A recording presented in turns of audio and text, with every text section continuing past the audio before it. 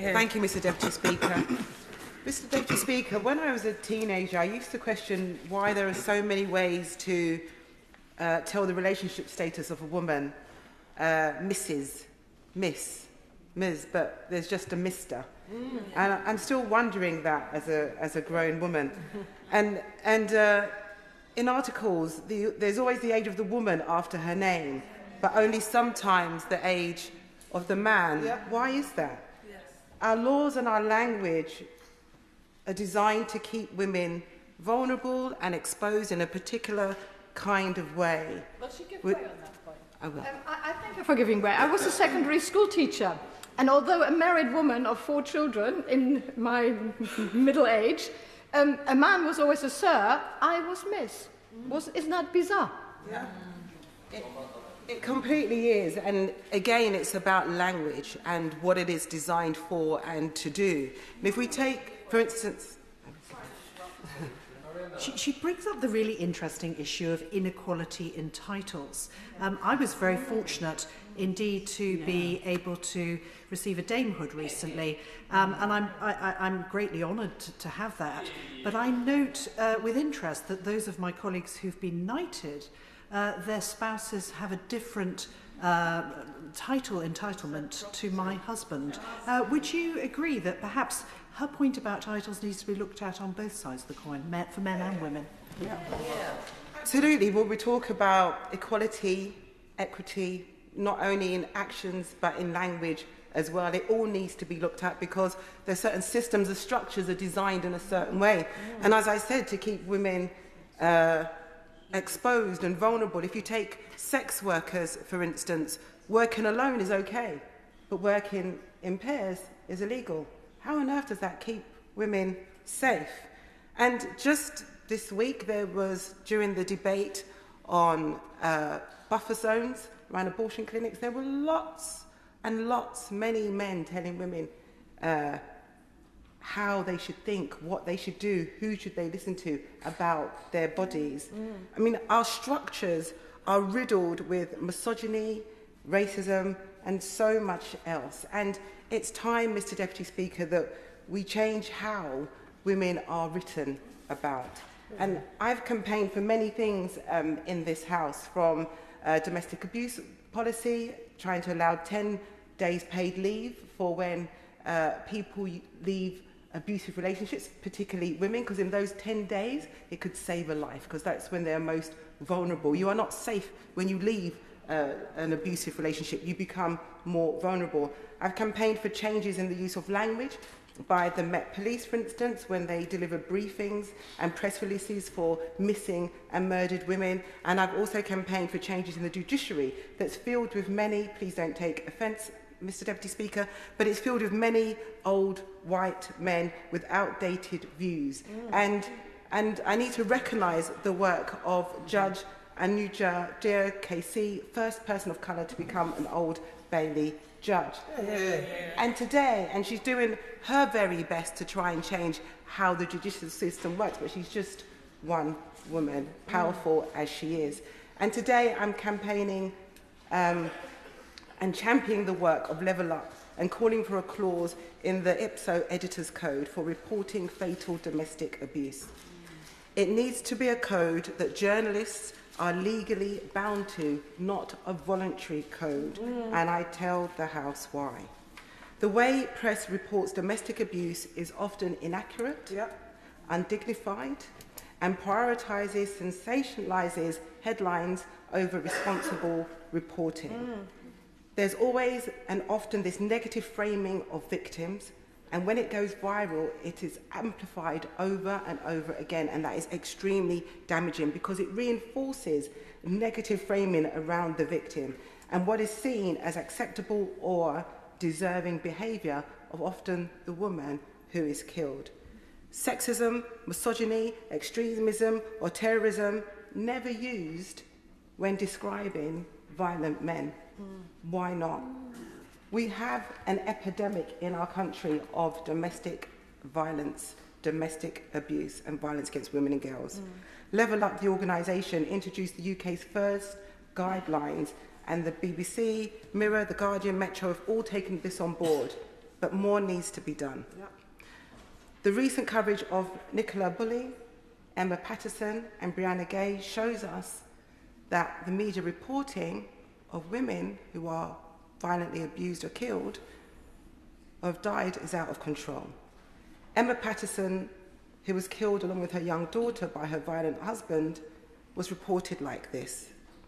Did living in the shadow of this high-achieving wife lead to the unthinkable tragedy? It goes on. Husband of Epsom College head who killed her and their daughter before turning the gun on himself was desperate to do more with his days after his business failed. Why on earth would we accept a media reporting the murder of a woman and a young child in that way in our country? It's unacceptable. Yeah. And in this house, we should be able to legislate against that. And that is why we need new enforceable editors' code. It's not an isolated incident.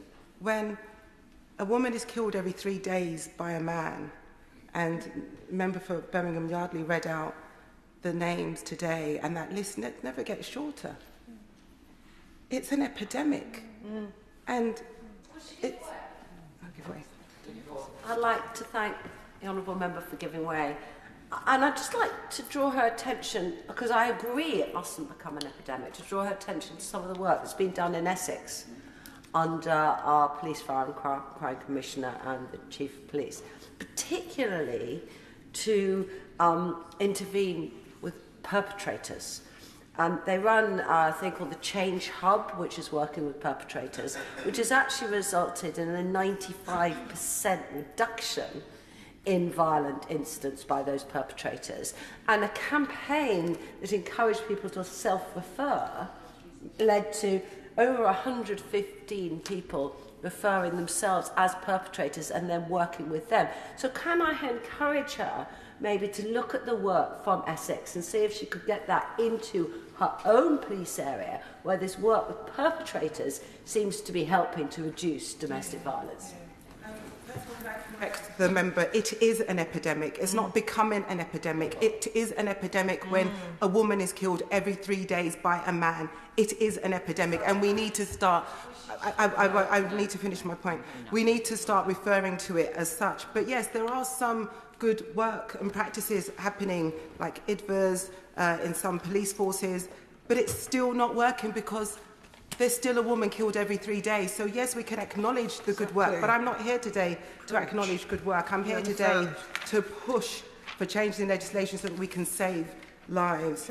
Violence against women and girls and who are victims of abuse is they're never responsible for the abuse, and we need to start at that point. It is the perpetrator, and media reporting must reflect that it is the perpetrator. I'm going to read out a few more headlines. Husband jailed after he snapped and smothered nagging wife to death. Nagging wife. Henpecked husband killed wife. Wife jibes about penis size drove hubby to murder. Government fake... I mean, it is shocking that these are actual headlines. There'll be people listening today and say, well, Dawn's not telling the truth. That can't be true. She's lying. I'm not lying. These are actual headlines. And I have to say that... And the member from Thurrock on the other side talked about the culture and language, and I must say that this fake culture war that we have going on at the moment is extremely, extremely damaging to women and to other minoritized groups in our society, because we have seen where people say, well, why can't I say what I want to say? Why can't I do what I want to do?